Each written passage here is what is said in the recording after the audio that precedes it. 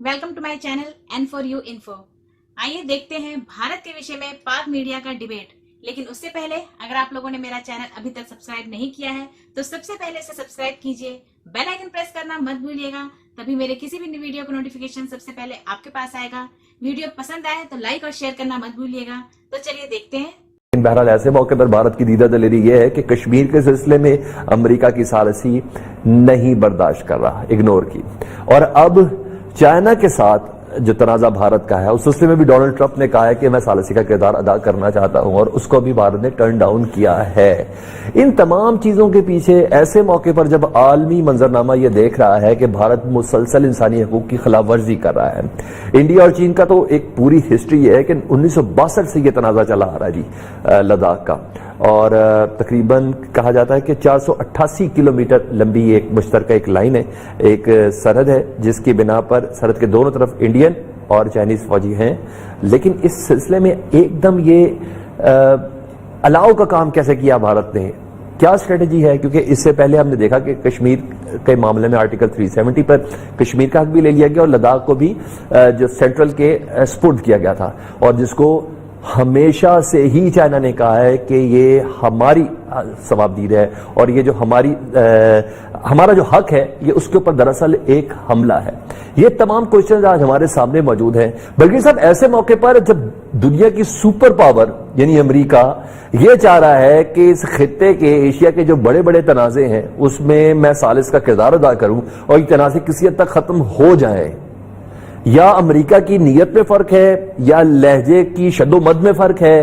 क्या ऐसा है कि ना कश्मीर के मामले में भारत उसकी सालसी कबूल करना चाह रहा है, ना चाइना के साथ मामले में उसकी सालसी कबूल करना चाह रहा है? भारत कौन से ऐसे गोल्स है जो अचीव करने की कोशिश में है या कर रहा है या ख्वाब देख रहा है? देखिए, मसला यह है कि इस वक्त पाकिस्तान में और चीन का और पाकिस्तान का बिल्कुल टोटल हार्मनी है, एक ही सोच है, बिल्कुल हम स्ट्रेटेजिक पार्टनर्स हैं। कोई कॉम्प्रोमाइज चीन और पाकिस्तान के दरमियान तो बात बड़ी क्लियर है कि ना कश्मीर पे कोई कॉम्प्रोमाइज होगा और ना सी पैक पे किस्म का कॉम्प्रोमाइज होगा। मतलब कहने का ये है कि चाहे अमेरिका हो चाहे उनका फ्रंटमैन भारत हो, इस इलाके में जो इस खत्ते में जो ये चाहेगा कि सी पैक को डिसरप्ट किया जाए, ये सबोटाज किया जाए, तो ये तो ना चाइना को कबूल है ना पाकिस्तान को कबूल है।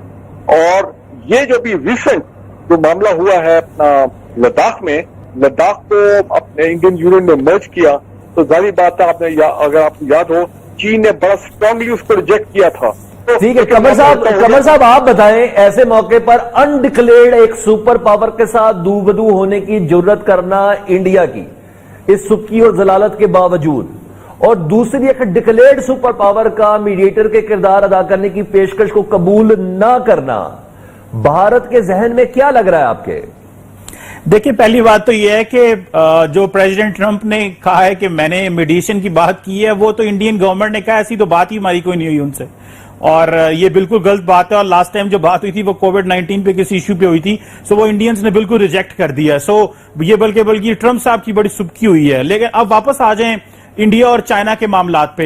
देखिए, ये मामलात इतने सिंपल नहीं है कि आप कहें कि इंडिया और चाइना के हालात खराब हो गए हैं तो जंग के दहाने पे हैं और पता नहीं क्या हो जाएगा। आपको थोड़ा सा एक होलिस्टिक पिक्चर आपके व्यूअर्स के पास आनी चाहिए।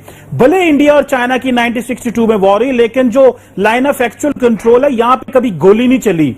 वो हमेशा डंडे पत्थर और इन चीजों का इस्तेमाल करते हैं, जबकि पता है एलओसी पे तो हमेशा बड़ी हैवी फायरिंग और किस तरह इंडियंस करते रहते हैं। और ऊपर से आपने ये भी देखना है कि इंडिया और चाइना जो है उनकी जो बायलैटरल ट्रेड है वो $100 बिलियन के करीब है, और उन्होंने प्लान किया हुआ अगले $500 अरब तक इसको लेके जाना है अगले 2-4-5 साल में। सो यहां पे हमें देखना यह है कि ये कॉन्फ्लिक्ट भी है और कोऑपरेशन भी है। एक तरफ से जो मगरब है, अमेरिका ये समझता है कि हमें इंडो पैसिफिक ओशन में इंडिया को प्रॉप अप करना है एक एज ए मेजर प्लेयर, ताकि वो चाइना के जो बैकयार्ड में जितने भी एशिया पैसिफिक के ममालिक हैं उनमें इंडिया जो है वो एक रोल प्ले करे।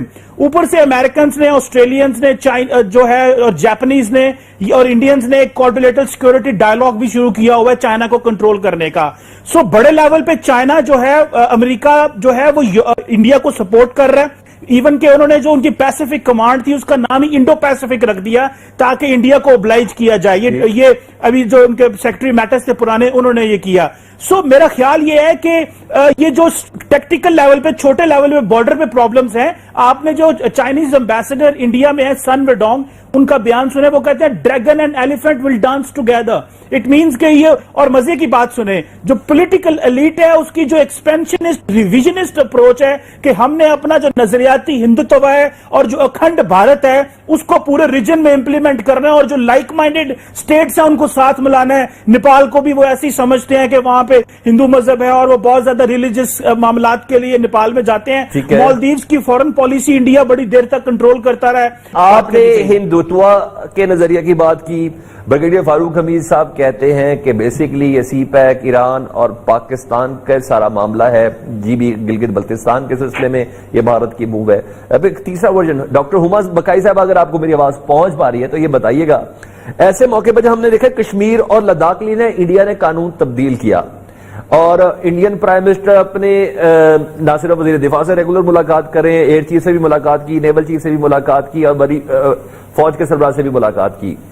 چینی صدر نے بھی اپنی فوج کو الرٹ کر دیا ہے, 5,000 کی مزید تعیناتی بھی کی ہے, بجٹ میں بھی 178 ارب کا اضافہ کر دیا ہے. اس سچویشن کو دیکھتے ہوئے آپ کو کیا لگتا ہے کہ بھارت بیک فٹ پہ جائے گا, کشمیر کو اس کے اصل قوانین کے مطابق کرے گا, لداخ سے وڈرا کرے گا؟ آپ کو کیا لگتا ہے؟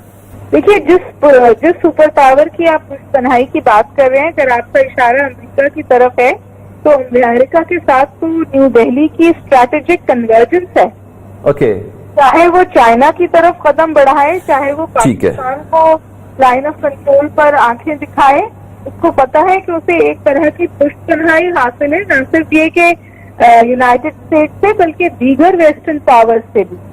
اور آپ دیکھیے کہ کچھ پاکستان کے لیے بھی بہت اہم مسئلے ہیں. ابھی OIC میں ہمیں بہت ساری مسلم کنٹریز نے بھی سپورٹ نہیں کیا ہے, تو ظاہر ہے کہ یہ تمام چیزیں انڈیا کو یہ جرت تو دیتی ہیں کہ وہ پاکستان کے ساتھ بھی مسئلے کرے. دیکھیے 2020 میں باوجود کووڈ-19 کے لائن آف کنٹرول کی بڑی سخت وائلیشنز ہوئی ہیں, سویلینز کو ٹارگٹ کیا گیا ہے. اسے چائنا کے ساتھ بھی وہی شروع کیا تھا. چائنا نے اپنے ورس ڈپلومیسی جس کو وہ لوگ کہتے ہیں وہ دکھاتے ہوئے انڈیا کو بڑا سخت پش بیک دیا ہے.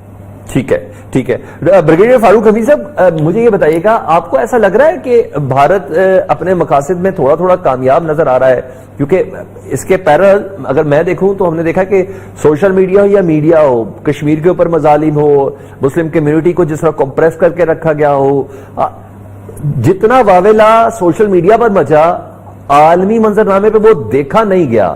اور ایسا بھی نہیں ہے کہ بھارت کہیں سے بیک فٹ پر چلا گیا ہو, کہیں سے ایسا بھی نہیں لگا.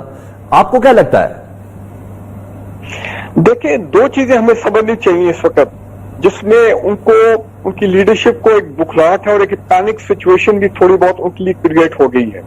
آپ کو انڈیا پینک بورڈ میں لگ رہا ہے ایسے موقع پر کہ دنیا کی دوسری واحد ڈکلیئرڈ ریاست ہے, ہندو ریاست ہے نیپال, وہ مذہب عقیدے کا معاملہ نہیں لگ رہا کہ ہندوتوا کا یہ نظریہ جو اپلائی ہو رہا ہے جس کی بنا پر وہ نیپال کے معاملات میں انٹرفیئر کر رہے ہیں, کہ آپ کو بھی ایسا ہی لگ رہا ہے کہ انڈیا بخلایا ہوا ہے کہ نہیں پوری سمجھ بوجھ کے ساتھ اسٹریٹجی چل رہا ہے, اس کو کوئی پھل نظر آ رہا ہے یا چھیچڑے ہی صحیح خواب میں نظر آ رہے ہیں؟